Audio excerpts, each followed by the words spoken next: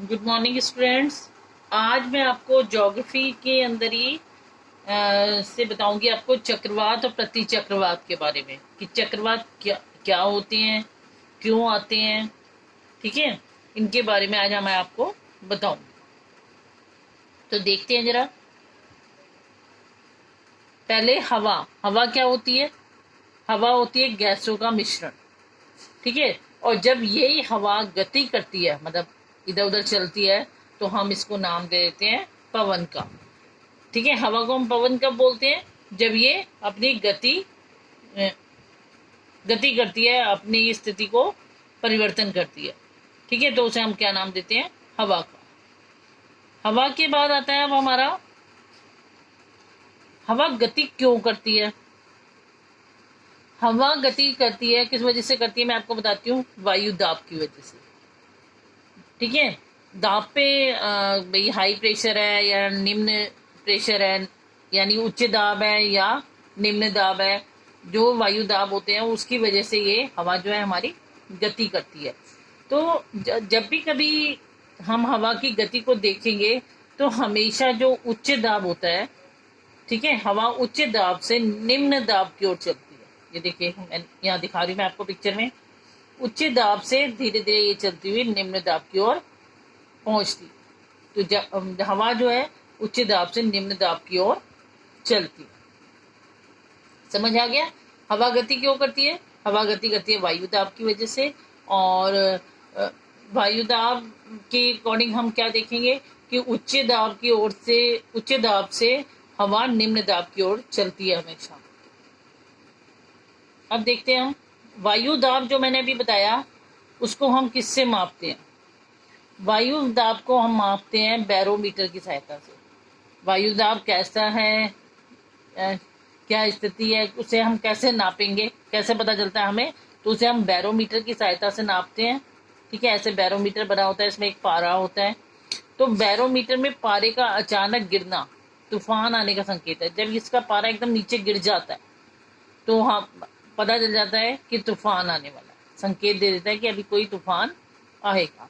Barometer में पारे का बढ़ना साफ मौसम का संकेत है। अगर बैरोमीटर में पारा धीरे धीरे ऊपर बढ़ रहा है, धीरे धीरे बढ़ रहा है, तो पता चलता है कि मौसम साफ रहेगा, कोई तूफान वगैरह आने वाला नहीं है, मौसम बिल्कुल साफ रहने वाला है।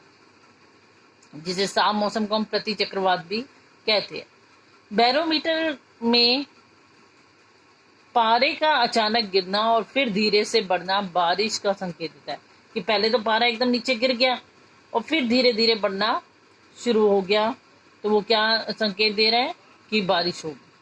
तो इससे पता चलता है कि मौसम कैसा रहेगा, क्या है, तूफान आने वाला नहीं आने वाला। वो सब हम किससे पता लगाते हैं?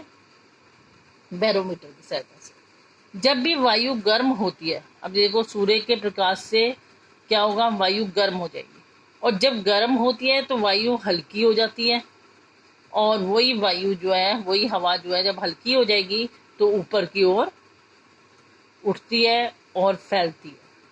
ठीक है, सूर्य अब किससे गर्म होगी? वो सूर्य के प्रकाश से गर्म होगी, और जब गर्म हो जाएगी तो हल्की हो जाएगी। हल्की होगी तो चीज ऊपर की ओर उठेगी और फैलेगी। ठीक है, तो जब भी वायु दाब बढ़ेगा, क्या होता है? वायु दाब बढ़ता है तो तापमान कम हो जाता है, और अगर वायु दाब कम होता है तो तापमान ज्यादा हो जाता है। तो ये भी डिपेंड करता है इस बात पर। ठीक है, अब देखते हैं जरा हम आगे, चक्रवात आखिर आते क्यों है। ठीक है, अब देखो सूर्य का प्रकाश क्या है? चक्रवात देखो, सूर्य का प्रकाश पड़ा हमारे किस पे? हवा पे पड़ा, वायु पे पड़ा, तो वायु कैसी हो गई?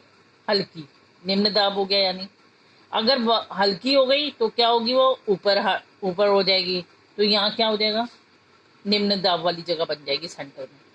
लेकिन इसके आसपास जो है वो कौन से दाब वाली होती है? उच्च दाब वाली वायु। यहाँ सेंटर में तो जहां से वो, जहाँ सूर्य का प्रकाश पड़ा, वहां पर क्या हुआ? वायु जो है ठंडी, वो हल्की हो गई, और हल्की होकर ऊपर चली गई। ठीक है। और यहाँ पर क्या हो गया, निम्न दाब वाला क्षेत्र बन गया सेंटर में। अब जहां निम्न दाब वाला क्षेत्र बन जाता है वहां पर आसपास क्या है, उसके आसपास अगर उच्च दाब वाला क्षेत्र हो तो वो क्या कर देता है, वो क्या करता है, वो डिपेंड करता है, वो क्या करने कर देता है कि चक्र में वायु को, चक्करदार वायु को घुमाना शुरू कर देता है चक्र में। तो जिसकी वजह से चक्रवात आते हैं। ये देखो चक्कर सा बन गया ना, इधर से भी हाई हाई वाला हो गया, हाई प्रेशर हो गया, इधर से भी हाई प्रेशर हो गया, इधर से भी हाई प्रेशर हो गया, यानी इधर भी उच्च दाब उच्च दाब उच्च दाब, और पीछे नीचे बीच में सेंटर में निम्न दाब था। तो जिसकी वजह से चक्कर में ये घूमने लग जाती है हवा, और जिसकी वजह से क्या आते हैं, चक्रवात आते हैं। तो ये चक्कर में ऐसे नहीं घूमते, चक्कर में घूमने का भी एक रीजन है। आपको पता है कि हमारी जो पृथ्वी है वो अपने अक्ष पर घूर्ण करती है, जिसकी वजह से दिन रात बनते हैं। तो उस घूर्ण की वजह से क्या होता है कि एक बल बनता है। वो बल कौन सा बल कहलाता है हमारा, क्या होता है, देखो जरा, अभी मैं पहले तुम्हें यही बता रही हूँ। देखो चक्रवात के बीच में निम्न दाब और बाहर उच्च दाब, अभी ये वाली स्थिति इस चित्र में भी आपको क्लियर हो रही है जो मैंने बोली। जिसकी वजह से देखो यहाँ मैंने दिखाया कि पृथ्वी अपने अक्ष पर घूर्ण कर रही है, और इसके घूर्ण करने से क्या हुआ,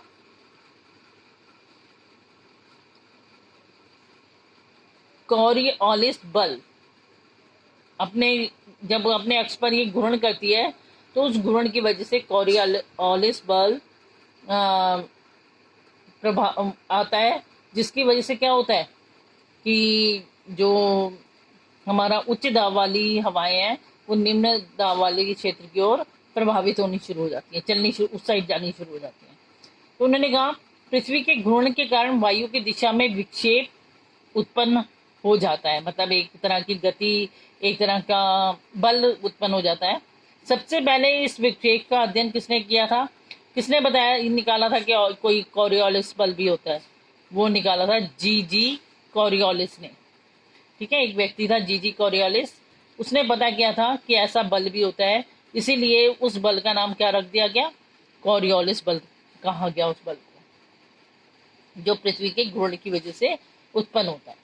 अब इस कॉरियोलिस बल की से भी एक चीज उत्पन्न होती है, वो क्या होती है, देखो आपको ये तो पता है कि हमारी जो पृथ्वी है वो दो भाग में बटी हुई है। सेंटर में विषुवत रेखा होती है, उत्तरी गोलार्ध और दक्षिणी गोलार्ध।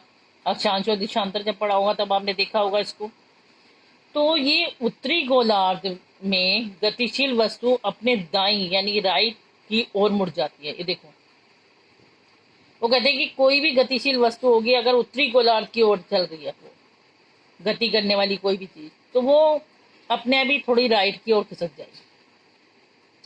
ये किसकी वजह से हो रहा है, इस कॉरियोलिस बल की वजह से, कि उत्तरी गोलार्ध में कोई भी गतिशील वस्तु अगर होगी तो वो अपने आप ही राइट साइड को मुड़ जाएगी। और इसी गति की वजह से क्या होगा कि दक्षिण गोलार्ध में अगर कोई भी गतिशील वस्तु होगी तो वो अपने लेफ्ट में यानी बाईं ओर मुड़ जाएगी, उसकी गति हो जाएगी। किस वजह से हो रहा है ये सब, इस कॉरियोलिस बल की वजह से। इस कॉरियोलिस बल का नियम ही ये है कि अगर उत्तरी गोलार्ध में कोई गतिशील वस्तु है तो वो राइट की ओर मुड़ेगी, और दक्षिणी गोलार्ध में कोई गतिशील वस्तु है तो वो बाईं ओर मुड़ेगी यानी लेफ्ट की ओर मुड़ जाएगी। अब चक्रवात के प्रकार। चक्रवात के दो प्रकार होते हैं, एक उष्ण कटिबंधीय चक्रवात और एक शीतोष्ण कटिबंधीय चक्रवात। आपने ये डायग्राम पहले भी देखा हुआ होगा।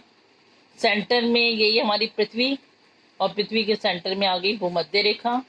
भूमध्य रेखा से ऊपर 23.5 डिग्री पे आता है हमारा कर्क रेखा, और भूमध्य रेखा के नीचे 23.5 डिग्री पे आ जाती है हमारी मकर रेखा। ठीक है, तो कर्क रेखा और मकर रेखा का जो ये बीच का स्थान होता है यानी विषुवत रेखा के आसपास जो भी होगा, बीच में आने वाले चक्रवातों को हम क्या बोलेंगे, अगर चक्रवात यहाँ आ गया या चक्रवात यहाँ आ गया तो हम उसे बोलेंगे उष्ण कटिबंधीय चक्रवात। ये देखिए, कर्क रेखा और मकर रेखा के बीच आने वाले चक्रवातों को उष्ण कटिबंधीय चक्रवात कहते हैं। अब ये 23.5 से 66.5 डिग्री, ठीक है, इनके बीच में जो क्षेत्र होता है उसे हम बोलते हैं शीतोष्ण कटिबंधीय क्षेत्रफल। शीतोष्ण कटिबंधीय क्षेत्रफल 23.5 से 66 के बीच में जो आ जाता है तो इसे हम बोल देते हैं शीतोष्ण कटिबंधीय चक्रवात। यानी उत्तरी और दक्षिणी गोलार्ध में 35 डिग्री से हम 65 डिग्री के बीच में बोल सकते हैं कि आने वाले चक्रवातों को हम शीतोष्ण कटिबंधीय चक्रवात कहते हैं। और सबसे ऊपर जो 66 डिग्री से ऊपर ध्रुव तक जो होता है वहां होता है शीत कटिबंधीय चक्रवात। जहाँ कमी चक्रवात आते हैं क्योंकि यहाँ ध्रुवों पे हमेशा बर्फ जमी हुई होती है। तो हम दो चक्रवाती मानते हैं इसलिए, एक तो कौन सा उष्ण कटिबंधीय चक्रवात और एक मानते हैं हम शीतोष्ण कटिबंधीय।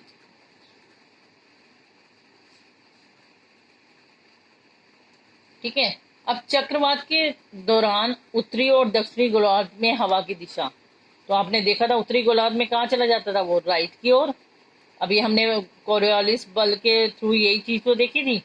और इधर दक्षिणी गोलार्ध में कहाँ चली जाएगी गतिशील वस्तु, लेफ्ट की ओर। और इधर कहाँ चली जाएगी उत्तरी गोलार्ध में, राइट की ओर। तो चक्रवात के दौरान उत्तरी और दक्षिणी गोलार्ध में हवा की दिशा कैसी होती है, उत्तरी गोलार्ध में राइट की साइड होती है और दक्षिणी गोलार्ध में लेफ्ट की ओर। तो आज के लिए बेटा इतना ही। नेक्स्ट क्लास में इससे आगे देखेंगे, कुछ नई चीज सीखेंगे।